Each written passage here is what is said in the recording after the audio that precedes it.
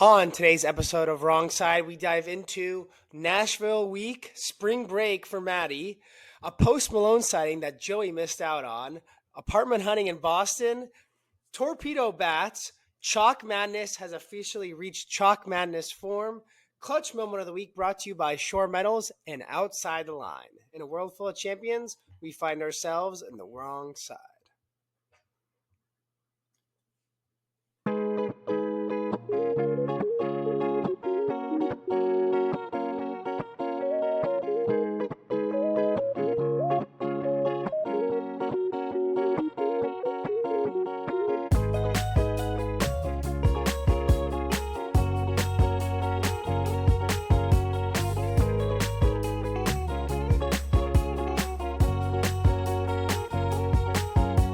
Welcome back, Wrong Siders. Today is April 2nd, and I survived the friend group Nashville trip of 2025. We are here, Michael and I, recording on Monday night. 2-day hangover is in full effect. The heart's still ticking, and life's good. Nashville is probably the most fun city I've been to, so I'm very excited to talk about it and how the trip went there. But Michael, I know you've had some other stuff going on. Your Super Bowl, your second Super Bowl, I guess you can say. MLB opening day was over this past week. Already checked out a Angels game exhibition, apartment hunting in Boston. How are things on your end? Pretty good. Yeah, apartment hunting is big. We have found an apartment. They were a little delayed for some reason in sending us the ID verification. We just got that today after being promised it by Thursday. I think they originally promised it to us. So very delayed on that, but hopefully should be good to go now and be officially having the place officially hopefully within the next couple of days. So apartment hunting is good. MLB opening day was this past week. We posted our predictions for the year. That was on the Instagram, posted by Jake a couple days ago. So that was great. Got a couple interactions. Feel like we had a little diverse answers. Joey picked the Padres because he has a Padres hat. I don't know. We got that. some comments, but I don't think I was getting the love. I think mine is by far the most accurate picks for the year. And a lot of comments adding you, tagging Jake. And I didn't think my takes got enough love, but that's just my 2 cents. We'll get into it here. Yeah, it was good though. I appreciated people commenting, so that's good. But the Angels opened up with the White Sox. They lost on opening day, which was actually embarrassing. So that was terrible. They lost 8-1, I think was the final of that game. And then they ended up winning the second and third game of the series. So won the series, but currently as we're recording this, down to the Cardinals. So we'll see how they come back. But baseball's back. I'm very happy. Happy the apartment hunt went well. And now we're shopping for furniture. So that's what's going on here. Good stuff. It was funny because I'm not the biggest baseball fan at times. I'm going to be a purist this year. We'll get into that here shortly. But last year, the White Sox having the historical worst record in MLB history ended with the Angels, and having you out there and then a lot of my friends being diehard White Sox fans, it was very funny to watch those teams go at it to both end the year last year and start the year this year. I know the Angels had a position player pitching on opening day, which is always very funny. So the feeble Halos are back. The Cubs had a massive blow up the other day against the Diamondbacks. Gave up 6 runs in the 8th inning. And great play by Dansby to end the game on Saturday. Great play. Cool. Yes, great play by Dansby. I think Cubs are feeling frisky. Again, it's very early. I'm going to, I think, 2 games in the next week as I'm rushing and getting ready to move out here at the end of the month. Maddie and I also officially signed our lease this week, so very exciting there. But baseball, MLB TV by T-Mobile has me ready to go when MLB TV likes to work. No free ads. T-Mobile, please sponsor us. Heard it was a disaster, excited. Though. Heard it was potentially tone deaf for the first weekend. T-Mobile or MLB TV? Oh, MLB TV. Oh, I don't know. I guess probably wasn't. I guess it probably wasn't T-Mobile's fault. I don't think it was T-Mobile related. I think MLB TV. I don't think it was even live when the first game started on opening day, which just goes back to my point. I don't know if we talked about this over the last couple weeks. Having the season start in Tokyo with the Dodgers and Cubs, so you have that over there starting at 5 a.m. Central Time, and then your supposed like Sunday ticket NBA TV version isn't up when opening day is happening in the state. So tone deaf MLB yet again. But Should be very exciting. We're going to talk about the torpedo bat. First, a couple stories on Nashville. Yeah, First couple Nashville. We days, got to hear about that. yes. First couple days was there with Maddie's family. Her brother was down there for spring break baseball trip. Been going down to Nashville Classic. the last couple of years. So we wake up real early Tuesday morning, long drive down there, straight to the field. Game is in progress. They're playing a team from Alabama. I think the Lake Zurich baseball team had played maybe a couple games before they left. I think the season, if any, like regular season. It's games cold. at all. It's cold up here. Alabama teams, they're already 20 games in. I think they were 17-3, Right. 17-4, something like that. We get the call like, okay, the game will be over soon. The Alabama team put up 18 runs in the first inning. So it was 18-zip. Everyone's like, oh no, longest inning of all time. Started with an error and just cascaded from there. Final score, Bears came back 19-11 was the final score. Bears still lost, but made it a game. 11-1 after the first. Yeah, and then they beat up on another team from Chicago, which it's always fun to drive 8 hours to play a team from where you're at. That was my mom's biggest complaint in the world. We would go to Cooperstown, New York. We're across the country, and we played someone from San Diego. It would happen every big tournament I ever played in. It would always happen.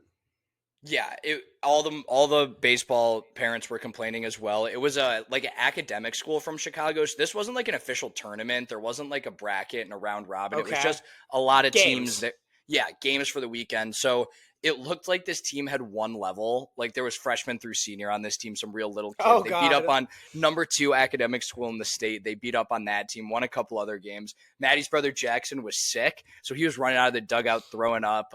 Didn't have a great week that way, but played really well. So Jackson flu game weekend. Is her dad the coach of this team or a different team? Different high school in our conference. Got it. Okay.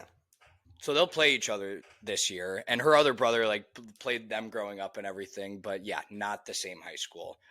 Shout out to baseball moms. I went line dancing with all the baseball moms, and I made a statement. I have to say I made a statement out there.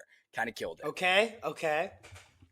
Thursday, all the friends drive down. A couple people flew, a couple people drove. It was nice to be the first one there, and we didn't really have Airbnb, hotel?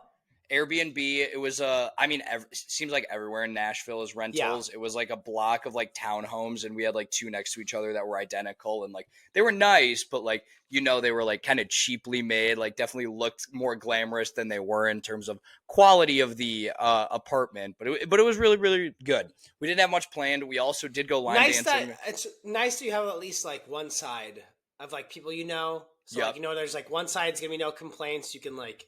One side had an outside wall. That was the party house. That was big. Good. Okay. That was the corner one. We went line dancing, but the story of the weekend, a couple of our friends who went to Kentucky, they invited one of their roommates. So first time meeting this kid. We had all heard about him through college and everything, but had never met him. So not meeting him, kind of a quieter Kyle's kid. friend? One of Kyle's friends, yes. A lot of people hadn't met him before, kind of a quieter kid. I think it was Friday night. Gets left at the bars. Everyone's coming home. People are coming home in waves. There's a few couples. They're home earlier. We're home earlier. Then the single guys come back around time of bar close. It's like, oh my God, where is this guy? Oh, I don't know. They're looking at him and they're like, hey, you good? And he's like, yeah, I'm good. I don't think they really checked on him personally. I would have done a better job of checking on him. But that was at the bar. You're saying, hey, you good? Oh, no. This was after they had been home for hours. We're like, it's 3 in the morning. Where is this kid? Bars are closed now. He's like, yeah, we're good. Comes home at 9 in the morning. What happened, man? Where you been? You okay? So the story is, started walking home. Our Airbnb was about 2 miles off of Broadway, but Broadway isn't like off of Broadway isn't necessarily the best area. So we did a lot of Ubering. We do not recommend walking home. No. Like even if you're like we were like 2.5 miles from Broadway, like which isn't like that far, but like you have to cross a highway to like get to where Broadway was from where we were. Initial plan, not great, but he said he bumps into this woman walking out of a bar that was part of a band. They get to talking. She goes, hey, you want to ride home? It's like, bang. Okay, this is great. Oh, no. Keep it. Bars close around 3. Probably at some point after 3. Gets in the car. Very quickly realizes that this woman probably should not be driving. They're driving Oh my around for a god. little bit. Not going great. Nothing crazy happening. But he said she offered him a ride back. Um, they end up back at her apartment. She may or may not have hit a parked car. Gets out of the car and goes, "I have a boyfriend." He's like, "I just wanted to ride home. What are we doing here?" Yeah, And you then she took said, me home. "You took me home." And then she goes, "Oh, it's an open relationship. Don't worry." Just the most absurd story ever. Crashed there on the couch. He said, "No one knows what happens behind closed doors, but crashed there and Ubered home in the morning." So thankful the lone survivor survived and made it back. That could have Cannot been really bad. really bad in a number of different ways. Again, cannot confirm or deny this story, but that's probably the biggest story. Other than that, the bars are great. There's so many stairs, but that was probably the A lot highlight of of the trip. stairs. At least that story was. Wow. That was definitely not where I saw that story going. I mean, that's so many ways that could have gone wrong. Like, cop pulls you over, you're both in trouble for the drunk driving. Um, Boyfriend comes home, it's not an open relationship. Yeah. It's Nashville. Who knows how those people are? Yeah, it was crazy. Wow. Well, what a fella. What a guy. I guess it really is different down the SEC. Another Kentucky guy, but the right How is Kyle side. doing after Kentucky? He's better. He was being sad. Kentucky loses to Tennessee. They had swept them in the regular season, and Kentucky had played pretty well in every meeting they played. They shot like around 50%, shot from three pretty well. Kentucky clearly didn't have it, and Tennessee clearly did. So better or worse, you Kentucky the whole season has kind of been like this, where the game starts and you can kind of tell what Kentucky team you're getting. And we kind of looked at each other, and I was being very nice. It's not my team. I'm not going to be the one to say that, but it's like Kentucky just doesn't have it today. So better or worse? I want to know what you think. Knowing you're out of it before the game even really starts. I mean, they went down big and were never really able to close the Sure. gap. It got to maybe like 10, 12, somewhere around there, but it was never quite that close. Would you rather have your team kind of come out flat, similar to maybe Cowboys Packers when the score was practically over like this, Okay. or lose in heartbreaking fashion, double doink style? What do you think is the better outcome? Lose in heartbreaking fashion. You really think so? At least you're like at least like you can like enjoy the game. Like the game was over. Like it's like so it's like this is if it was like if this is Kentucky Tennessee, it was Tennessee or Auburn who they played. Tennessee, yeah. It was Kentucky Tennessee. If this is Kentucky Tennessee in November, it's who cares? Pick the blowout, I guess, because then you can turn the channel and there's other stuff on TV. But I mean, this is the Sweet 16, like Elite Eight weekend. You want to be in the game till the end. Like it's gonna suck when it does end the wrong way, but at least at the end, it's like you can hang your hat on something that it was at least watchable. Like man, That's fair. that Sharber kid, at least he grew so much this season. You really saw it in his play. Like you could see it there. Like, oh man, that guy, like you saw him like fight so hard for that rebound versus like, oh my God, Michael Sherber had freaking 3 picks already in the first quarter. This game's over. Like it's just like your day is ruined either way, I think, in my opinion. But Fair. like at least you could enjoy getting to that moment. Like at least you could enjoy getting to like be into the game. Like being out of a game, watching your team, like watching that Cowboy game, for example, that's a perfect example. Like basically be over in that first quarter. Being a Tennessee fan, watching the game against Ohio State, basically being Hmm. over. Being an Oregon fan, basically the game being over. Like those games, like those games to me, like are the toughest to watch because like you're sick. Every sports fan is sick in the head where they're gonna want to watch it no matter what. But like you're just irritated the whole time. At least in a close game where you're like you're into it, you're rooting, you're still clapping, like there's still some happiness that's going along the roller coaster. Like That's fair. It's yeah. I think there's arguments for both. I feel like I've been on the end of more heartbreaking losses in my. I don't know. Uh, I remember the heartbreakers much more than I remember the times the sure, Bulls or the Bears or whoever have gotten blown out. So we'll see how it goes. Couple final thoughts. My wrong side of the trip was we had to take a bunch of Ubers to Nashville from the place. And one of the Ubers saw Post Malone just walking out of a restaurant and took a picture with him. Terrible. I did not, so that's very wrong side for me. Right side, weather was really good for most of the trip. We drove through a storm yesterday, but other than that, spring is officially here. It's 30-something in Chicago right now, and I'm pissed. But the weather was good for most of the weekend. So that's my right and wrong side of the trip. Any good food? Cookout? Didn't do cookout. Had a lot of Nashville hot A full chicken. week? A full week, no cookout? It wasn't quite. I guess there's probably no excuse there. We cooked some at the house. We try our best to kind of save money where we can because definitely Fair. made up for it. Cookout saving in money. The booze. I guess cookout was a miss, but had a lot of Nashville hot chicken. Had some barbecue. Had some good burgers. So definitely made it happen down there. Okay, great week in Nash Vegas. Great week in Nash. While you were in Nash Vegas, although I was sick as a dog last week, it was a Elite 8 and Sweet 16 weekend. We have our teams going to San Antonio. Rico Bosco will be on a bus to San Antonio. But Final Four teams are in. March Madness it's officially Chalk Madness. My early prediction from when the tournament started with Jake, as I said, no teams from the SEC were going to make the Final Four. 2 teams still did. So that's a bummer. But I don't know. What are your thoughts? I felt like we were going to get some better games. Yeah. We still got some blowouts.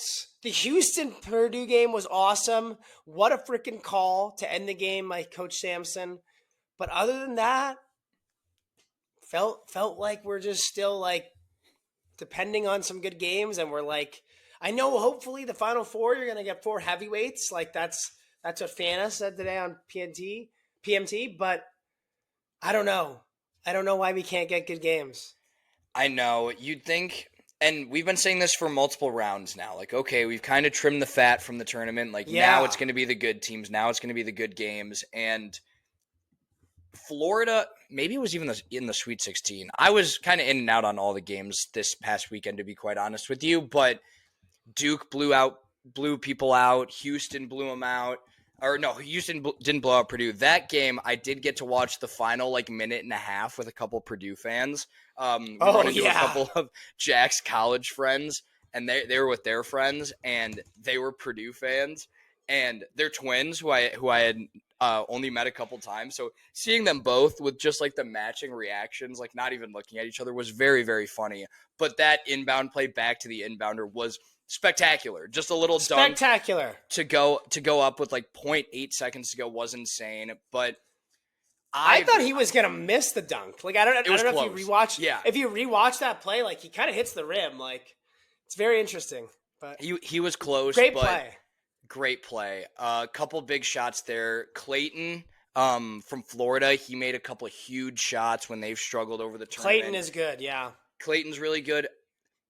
But you're right. It's chalk madness. We haven't gotten that good game yet outside of a couple moments here and there. We talked about it earlier in the week. Even the games that look like they're going to come down to the wire from kind of the foul game end up in like 6, 7, 10-point games either way. So I think there's been one game, that Maryland game, I believe, that came down to a buzzer beater final shot. Not that there's always buzzer beaters left and right. The statistics haven't shown like that doesn't happen, but even a simple upset here and there hasn't even happened. The pro points for it, there are a couple, and they have to be said.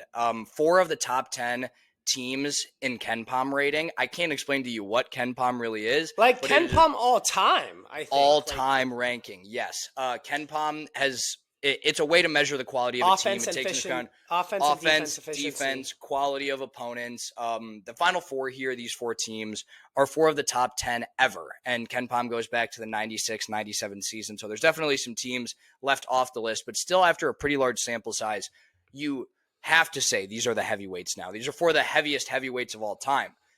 Second time all 4 1 seeds have been to the tournament Final Four. The other time was in 2008. And we're seeing probably at this very moment 3 of the best players in college basketball are about to go at it. And Jani Broom, Cooper Flagg, and is it Walker Clayton? I'm going to mess this up. Clayton Jr., Florida. Is that his name? Yep. Walter Clayton Jr. Walter Clayton Jr. out of Florida. I think all three have a case to be player of the tournament. It obviously comes down to how these final two games go for these guys. Houston just seems to be more balanced, hasn't had one guy necessarily take over, but Houston's damn good as well. So you got to be hoping that this is finally the time to do it. So they've been dominant the whole time. I think stylistically, like Michigan State was never really able to make it close. They made the Elite Eight after having a fantastic season, but stylistically, Auburn was much bigger than them, much better at shooting than them. Michigan State just wasn't able to make it close and put pressure on them. Now, I think at this point, we're seeing the best of the best. There isn't necessarily a drastic stylistic difference in any of these teams I can see.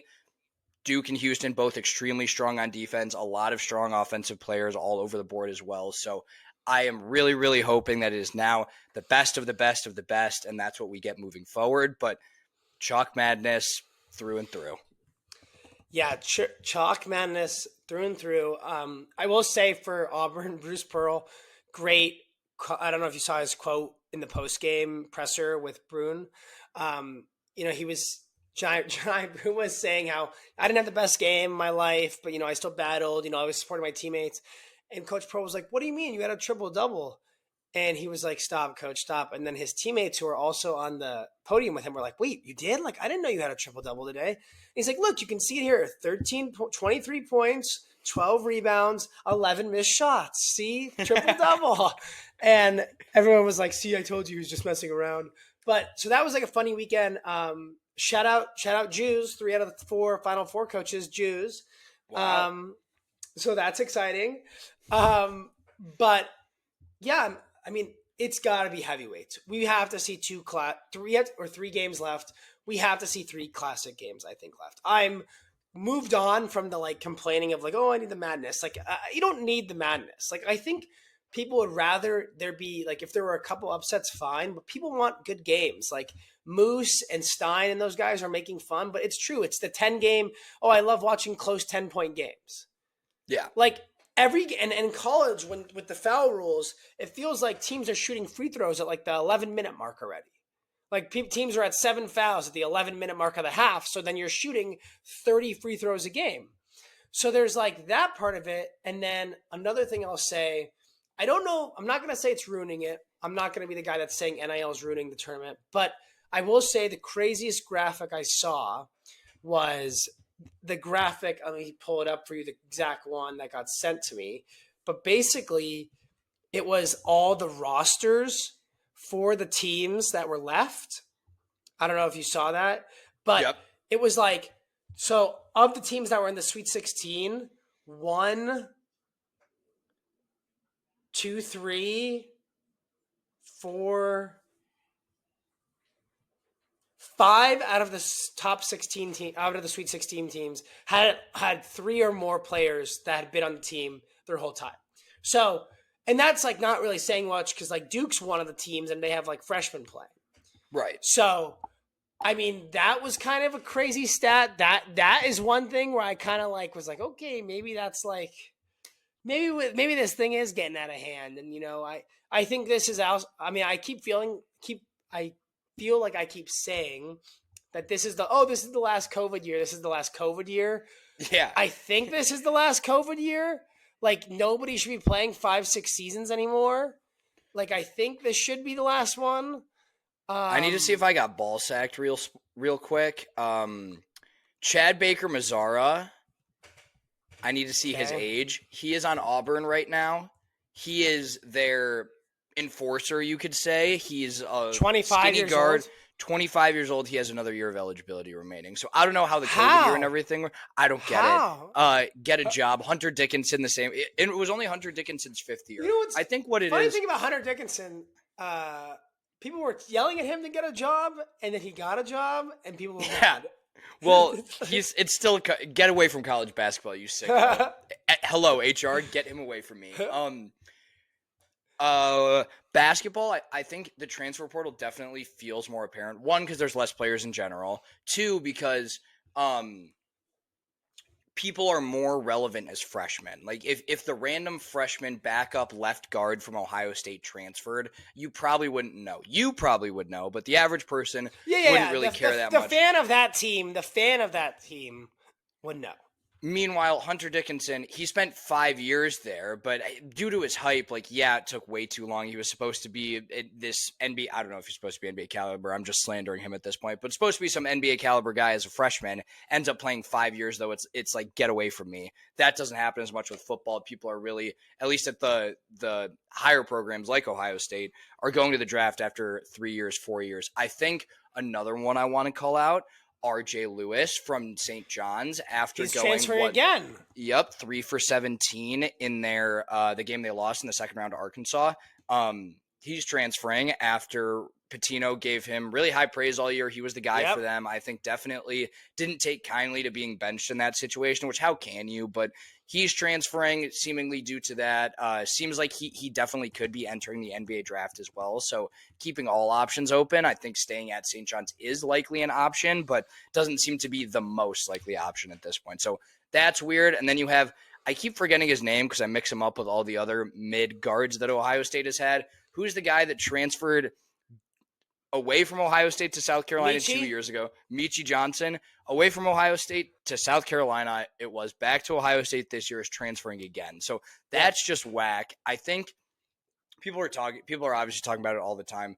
There has to either be like multi-year clauses for these contracts, or like it NIL can't be contracts. good Yeah, there for has NIL to be contracts yeah. from the money perspective. But I don't even get how you can like truly like grow as a player if you're transferring that much. Like, yeah, you get different experiences and full seasons, but like instead of playing and like really digging into a certain system, a certain way a coach does things, and there's a way that the transfer portal is good for people, but transferring 4 or 5 times like every single year is just ridiculous.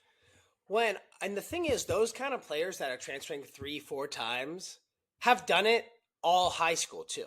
Yeah. Like Dylan Raiola, for example, has done it 4 years, 4 high schools. Then, I was shocked that he stayed in Nebraska. But if you're doing that in college and you're chasing a bag and you're going thinking, oh, I can play here and you don't play. And I had a friend who transferred somewhere, thought he would get some more playing time. Didn't he end up transferring back, played a lot his 5th year, and he regretted the transfer. But the first transfer. But if you have someone who does that now, like, personally, like, I get it. Like, I'm not running a team. I'm not a general manager. I'm not an owner. But that's going to be a major red flag if I see you've transferred 4 times in college just chasing a bag. What does that say you about when the going gets tough? Like, if you're a good player, you're going to be drafted by a shitty team in the NFL. That's how it works. So, like, if you get drafted on a shitty team, as soon as it gets tough, like, I'll be the guy that holds out contract or like trade me. Like, like, are you going to be that guy? Hamstring for the last 6 weeks of the season, something like that. Yeah, right.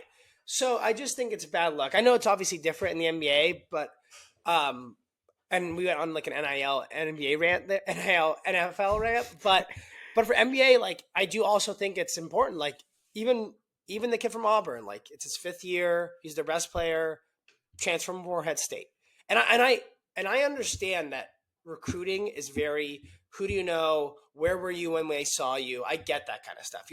Even like John Morant. Like, I think that John Morant story is like a very spot on story of high school recruitment. It's luck. It's athleticism. It's who do you know? It's let's see what's going to happen. Versus like someone like that who goes to Murray State. He battled all the way through. He stuck it out. He promised Murray State what he was going to do. That's great. Versus someone who like leaves Morehead State, moves to another school. And I think there's just different parts of it that's like, that's the world we live in now. We just have to accept it. It's fair. They'll be putting guardrails on in some way or another soon because it's just crazy out here. But obviously, we could go on for that all day. Now onto a topic I'm very, very excited about: baseball. Oh wait, before we move on, we won't have an episode before it's over. Who do you have to win it all?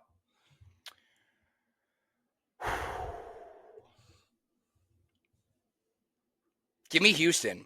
Give me the Me Cougars. too. I picked them to win in all my brackets, so I'm ready with them till the end. I have a Houston bracket. I have a lot of brackets, so I stopped rooting for my brackets weeks ago. But I like Houston a lot. I like Duke a lot too. Anyone but Auburn is where I'm at. So there's no like Cinderella team to root for. So there's no wrong answer here, I guess. But I'm on the anyone but Auburn train. The Livy Dunn meme next to Skeens where she's like clapping. It's like when your girlfriend picked all 4 number 1s to make the final 4. That's like, yeah, that's what happened. But okay, both of us got Houston. Love that. San Antonio, Final Four, championship next week. We'll recap at the end of next week's episode. But okay, Torpedo Bats, go ahead. I just wanted to give our predictions before the tournament. Yes, torpedo bats in the MLB, not the newest thing, but big thing in the news after the Yankees are one short of tying their franchise record for home runs in a single game. They hit 9 home runs against the Brewers last week. The torpedo bat. I have a lot of arguments here. We got into it last night, so Michael kind of knows all my points and definitely cheated and prepared rebuttals for me. First and foremost, still have to hit the ball. I am not discounting the amount of skill it takes to hit a baseball at the major league level.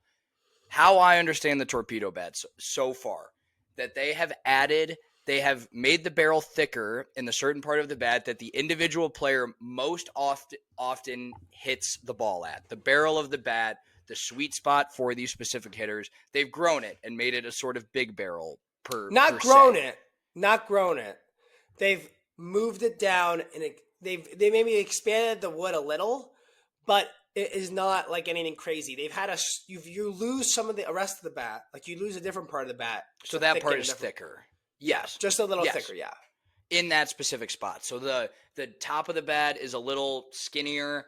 The bottom part by your hand's a little skinnier. So they've made the big barrel spot in the sweet spot. So how do I understand that? Does it artificially increase power due to moving the weight to any specific spot? Not that the bat was a uniform weight across the entire thing before, but increasing that kind of has me giving a couple questions.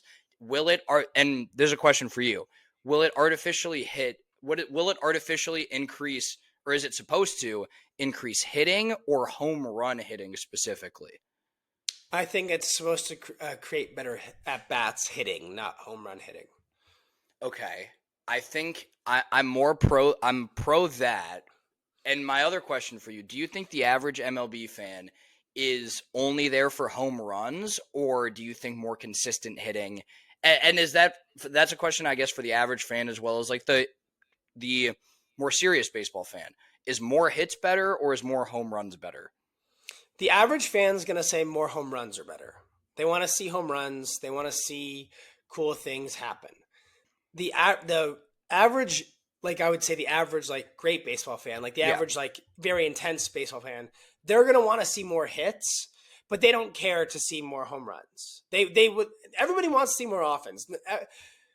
Even myself, who loves to watch a good pitcher pitch, I still love watching offense more than I always used to love hitting more than pitching. Like so maybe people like pitching more. They would like to see more pitching success, but I'm always going to want to see more hits. But I don't need more home runs, but I would enjoy more hits. So I agree with you there. As a pretty casual baseball fan, I don't care about a solo shot in the 4th inning. Like I care if you're like really getting to a pitcher. Like 3 home runs in a game by Aaron Judge, who is not using the torpedo bat, is obviously very cool and very impressive. But I do agree, like even as a more casual fan, more hits is definitely better and more indicative of like, say it like a good team. Like an individual performance is obviously very impressive, but like I don't care about some random home runs here and there. Stringing 4 hits together in a row and bringing in a couple runs is definitely more impressive than a 7-1 loss with one solo shot. I agree. So I don't like this bat so far. I have come to learn over the last few days that this is not the first time that this bat is being used. The Yankees are just currently going off, which also the Yankees aren't back. They haven't done anything yet. It's the first 2 weeks of the season. Everybody calm down on saying they're going to the next World Series. But I don't like it because I feel like as sports in general, and we've talked about this before, the uptick of offense is like what all of these leagues are trying to do. And with the addition of the pitch clock and all these things that like football, I obviously know way better. And we talk about more of how they've tried to increase offense over the years. Baseball has done the same thing. They're starting with the guy on second in overtime or in extra innings during the regular season. Thank you. I was, but not for the playoffs. So I was going to compare that to the football playoff rules. I know ball, extra innings. They do that. The pitch clock, which definitely kind of hampers the pitchers and puts a little bit more pressure on them to not necessarily do what they've grown up doing. There are certain routines the whole time. And now you're making it a higher margin for error pitching since their sweet spot of their bats is going to result in more hitting, does mean more home runs at the end of the day, but like this isn't like hitting it with a hammer that every pitch is going to be the home run. It was my point in that question being asked. So I don't think I like it. I think it is inflating the offense in baseball maybe too much, as some moves that the league has done over the last couple of years have been doing. I do love seeing a good pitcher pitch. I also like seeing, like you said, a team string 4 hits together. So I think it robs a certain aspect of the game, and currently I'm out on it, but I'm very curious your takes on, one, what I said as someone who doesn't know shit, and 2, as a guy who actually cares about baseball. What is the torpedo bat going to be a thing that we see every team use? Yeah, so I did my own research on it. I wanted to see like just curious things like who was using it, what was going on. So the numbers I'm going to give you are from anything before this morning, this whole day, all of Monday's games. So everything before Monday, these are the true numbers. So somebody may have gotten a hit or not gotten a hit, but this is what's going on. Here are the players that have been open and using it. There's more, but here are the 5 main names. Francisco Lindor is using the bat. He's 0 for 11 this season. Ryan Jeffers using the bat. 1 for 8, hitting 125. Anthony Volpe, who's using the bat. 2 home runs. He's 2 for 12 on the season. Junior Caminero, 5 for 10. Jazz Chisholm, 5 for 12. Averages out with total to be a 245 average. The MLB average in 2024 was 240. So I know that's a very small sample size, but you can see that 245 to 240 isn't a massive. It's definitely not that big if it's a like league-wide thing. You 5 points is big from a 5-person spread, but I think that's small enough to be like, what? It's totally fine. Next stat, Bellinger. He used the torpedo bat last year. Didn't use the torpedo bat 2 years ago. 2 years ago at 307, no torpedo bat. Last season, 266. This year, first year of a new contract as well for Bellinger. Correct. Aaron Leonhardt, mastermind behind the Yankees torpedoes bats. He earned his PhD from MIT, worked on a NASA-funded research team, physics professor at that team up north for 7 years, then left academics at 40 years old to pursue baseball, started at Dawson's Community College in Montana before becoming a minor league coach for the Yankees, quickly was escalated and brought up to be a liaison between the analytics department and the players to teach the players to understand the more easier way of understanding the analytic terms. He now works for the Marlins. John Heyman tweets out this morning as well. A ton of requests are coming in for the torpedo bat, says MC Huntsberry of Marucci Sports, a big torpedo bat supplier. So people are buying it. I think it is going to be a story for about another week. But that being said, I think it's a nothing burger. I thought the whole story was a nothing burger. I think if it's not, I will die by the topic of if this was Oakland, if this was Tampa Bay, hell, if even this was the Angels. I don't think anybody says one thing about this. I truly don't. I think it was the Yankees. I think they had a great day at the plate. And I just told you, like, Volpe had one of those homers. That's one of 2 hits he has this season. So I think it's still the toughest thing to do in professional sports is to hit a pitch 95 plus. Pitching has never been at this level before. I think the pitching has gotten so good that scientists are now trying to I compared it very similar to Bryson using physics when he got onto the course in golf and trying to find any way he could get better and any advantage. But I don't think it's bad. I think you still have to get the ball through the barrel. I think you still have to get on base. I don't think it's a big issue. And I hope this story's over by next week because I think it's ready to move on. But people are using it, and I think a lot of people are going to stay comfortable and not use anything else. I think they're going to like the stuff they use. I'm very curious to see how widespread it becomes, especially like sports media is a hellscape, as we all know. And maybe it was the fact that it's the Yankees, considering that Bellinger, he was in Chicago. He's a big name. he was using it and it wasn't blowing up before then. Again, like he wasn't always at his best in Chicago over the last couple of years. But it wasn't a story then. So I guess it's a little different than I understood it, of essentially making it a big hammer and an automatic big barrel home run button. But you think it's a nothing burger. So do you I had a question, but I forgot what it was.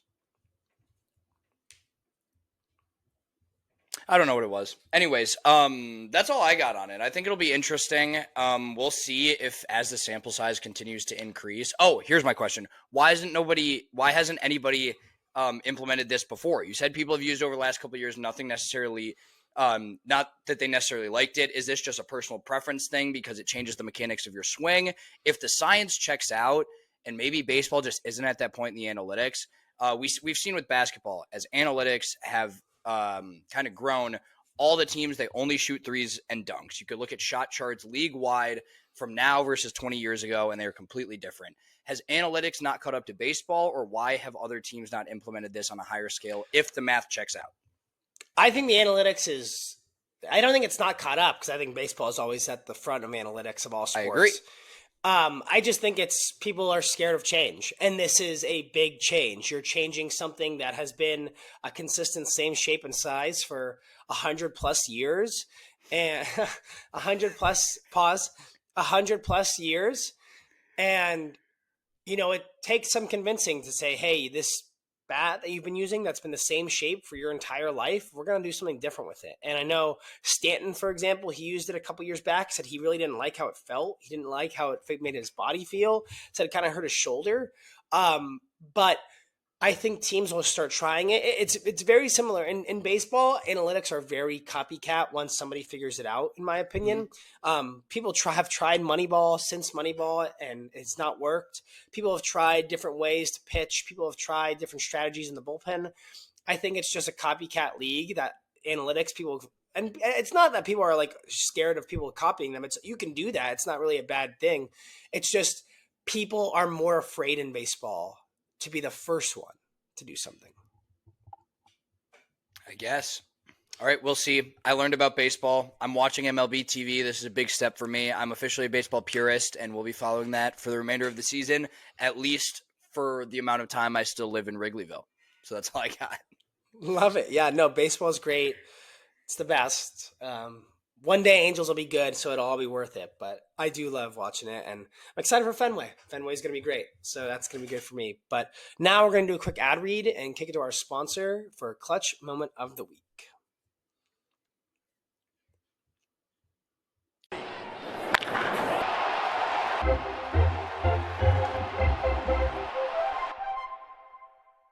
Our Clutch Moment of the Week goes out to wait, what?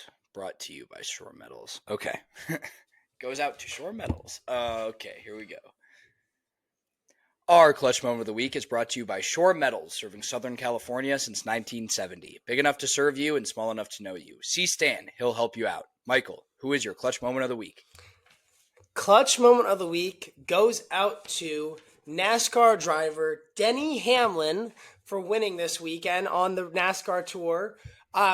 Denny Hamlin, big Ohio State fan, after he won this week's race, had a flag that said 11 against the world, said it was inspired by the Ohio against the world flag. And along with that, he was at the Ohio State versus Texas game in the semifinal and said, I can't wait for myself to be out there to win again. And I want to get out there. I want to do it myself. It's been a while since I've won.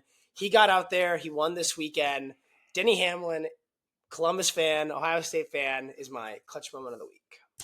That is beautiful. Hopefully the championship run by the Buckeyes motivated him going into this season. So shout out the Buckeyes. Shout out Denny Hamlin. My Clutch Moment of the Week goes out to the people that step up and drive on the road trip on the way home. If you guys cannot tell, my voice is a little shot. I'm a little tired. It's a 2-day hangover at minimum. We'll see how we feel tomorrow. I drove a few hours. Friend Jake drove a few hours. We had multiple cars, so this goes out to everybody and anybody who has driven home after a long weekend with friends. Probably tired of seeing all of them. Probably a little tired and hungover. those long drive people. We drove through a torrential spot of storm. It was quick, but it was actually the craziest storm I've ever seen. Like hazards on, like pulled over, no visibility. So shout out the drivers on the way home. That's my clutch moment of the week. I think that's just as big as Denny Hamlin. The driver on the way home is a soldier, because like nobody wants to do it. I feel like usually if you're on a trip with like girlfriend, it's got to be you. You'll do it. Yep. So, Denny, a lot of, you know what? Shout out to the race drivers. Shout out to the drivers. So shout out to them, Denny Hamlin, and the people that drive home on long weekends. So clutch moment of the week. Love those. Now to outside the line.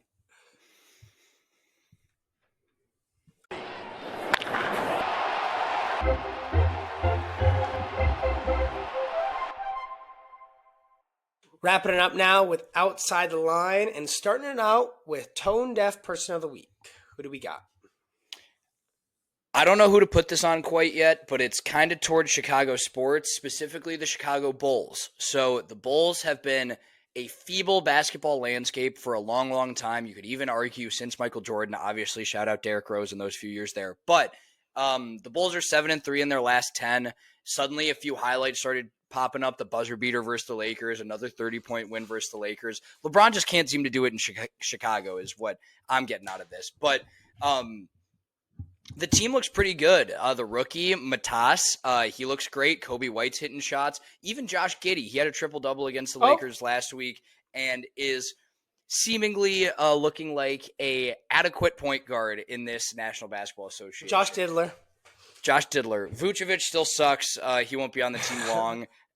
He's had good games, but the team looks pretty good. They are right now. I'm getting as of Monday nights. The Bulls are still 33-41. They're still in the play-in. They're the 9th seed. They're 33-41. If they win out, they'll be right hosting around 40 games as well. Hosting the play-in. Hosting the play-in instead of going to Miami like they did last year. So, tone deaf, the Bulls look like they're kind of building something, or did Reinsdorf just pay Elon to promote some Bulls highlights so we can get excited on your feed? On my feed. So, it was cool to see the Bulls have some cool and exciting wins, and they have some decent players if you think about it. I think they had like 8 guards out of their like 15 spots to start the season.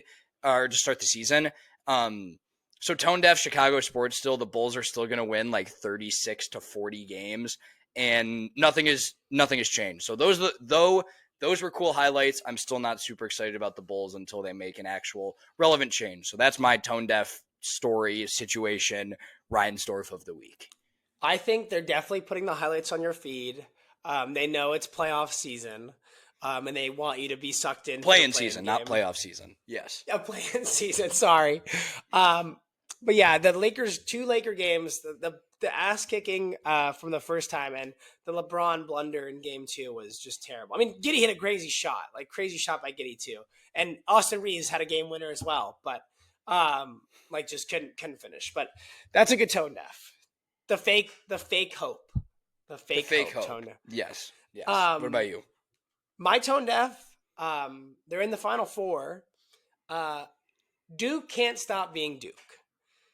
They can't stop being Duke. It's so sad and pathetic in my mind. For anybody watching The White Lotus, I have not watched this week's episode, so it's going to be this is an old shout out, but there's obviously a scene where the dad is wearing the Duke shirt where he went, and he has something in his mouth. I'm not going to say it because I don't want it to get censored on YouTube. But weird show. White Lotus is a weird show. And it is like a big meme now if Duke were to lose, or if, things happen to Duke. And Duke basically put out a statement how embarrassed they were, how upset they were, how unprofessional it was, and just so arrogant and such like so lame in my opinion. Just laugh, move on with it. There was a Cornell hat in the first season, and the character that wore it was kind of a jackass, and Cornell basically laughed it off and was like, yeah, whatever. Some people are like that go here, but we're just gonna laugh it off. We're happy our school is in the show. Imitation is the sincerest form of flattery. Yeah, and we're happy our school is in the show. Versus Duke people are so upset that this is happening, and it's you're not an Ivy. You're not better than anybody else. Just shut your mouth and enjoy the show. So that's my tone deaf. Yeah, that's definitely tone deaf. I think if people did implications of all times Ohio State fans or implication of Ohio State fans have showed up in the media, we'd never stop talking about it. So get a grip. Yeah, It's a TV right. show. It's fictional. That's a good one. Wrong side, right side to finish us out here. My right side, very thankful to get back to normal after heart surgery in Nashville in the last few weeks. Back to the office Yep. this week. I'm supposed to be in the city for the next couple weeks straight as move out.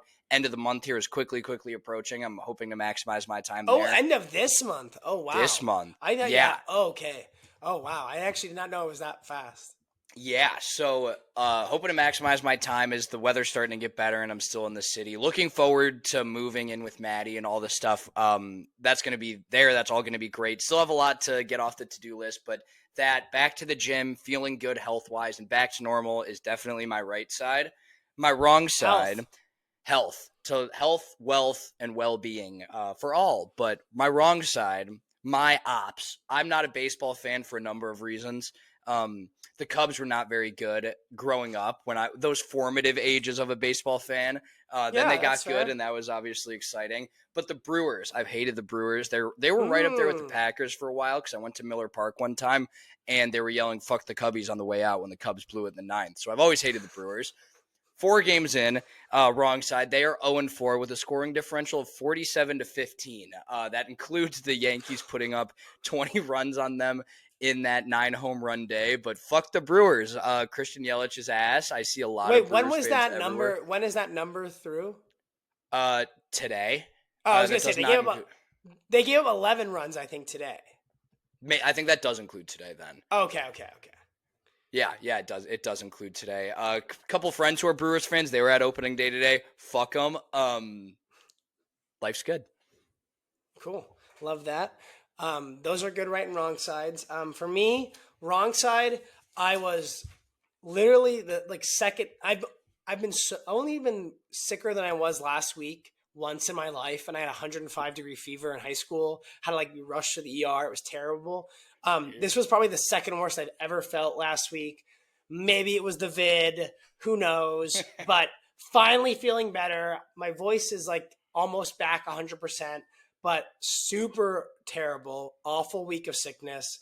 Um, just got to relax at least. I guess I wasn't like busy, which helped. Like it was nice to like, you know what it actually was? It was wrong side that I was sick, but right side that I got to sit and like actually do stuff for the apartment for Meg and I, like look up Mm-hmm. budget stuff and like new furniture.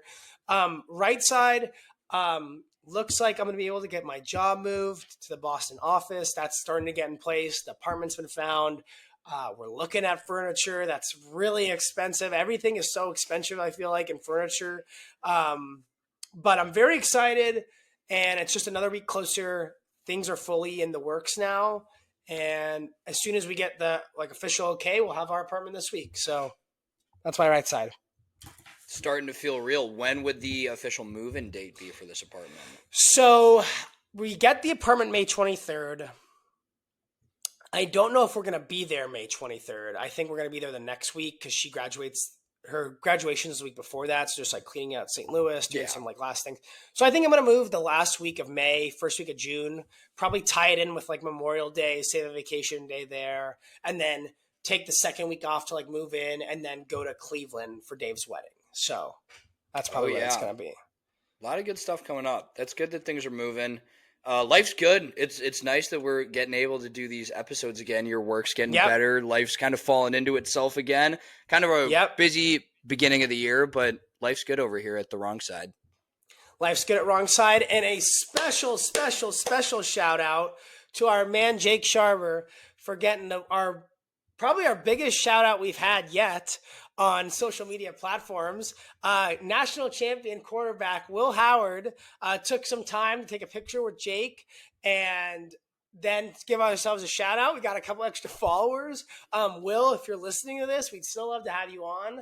I know Jake didn't get his clutch moment of the week, but I feel like Jake's always doing stuff that is clutch. But this was a big one. He called me right before a meeting. He's like, "You're never going to believe this. Like, do you have a couple minutes?" And I was like, "I got a meeting in 2 minutes." He's like, "Let me tell you what I just did. You guys are going to go nuts." And it was awesome. So Will Howard, a wrong sider maybe one day, but a wrong side promoter. So very happy about that. Very exciting. So shout out Jake for that. Another always go getting. Jake is the clutch moment of the year. Strong rookie of the year performance in 2024 and Very. backing it up with some impactful plays in early 2025. So Jake's always making big moves. He's running a lot of our socials and doing great stuff. So shout out Jake and definitely Will Howard. We have so many questions for you. So if you are listening, would love to have you. Yeah, please, Will. It'd be the best interview ever. But thank you guys for listening. Happy Wrong Side Wednesday. Thank you, Will Howard. Thank you, Jake Sharber. Shout out to drivers everywhere. And everybody relax about the Torpedo Bats. It'll be over soon. So thank you guys for listening. Have a happy Wrong Side Wednesday. We'll see you guys next week. Stay blessed. Can't believe I almost forgot about Will Howard. Yeah, that would have been bad. Yeah, I'm glad you said that. That was perfect. Yeah, no, that was good. Hopefully that was good. And actually, an hour? That was actually way longer than I thought we were going to be. So we talked a lot at the beginning. Yeah, we did. But that's okay. And there's probably maybe it was. No, we're going to cut it. It'll It's probably be like 48, 52 minutes, like somewhere in there. You have to cut your Maddie story. Oh yeah, I forgot about. Never got to get. She's yeah, so down the burn. I was kind of being hard on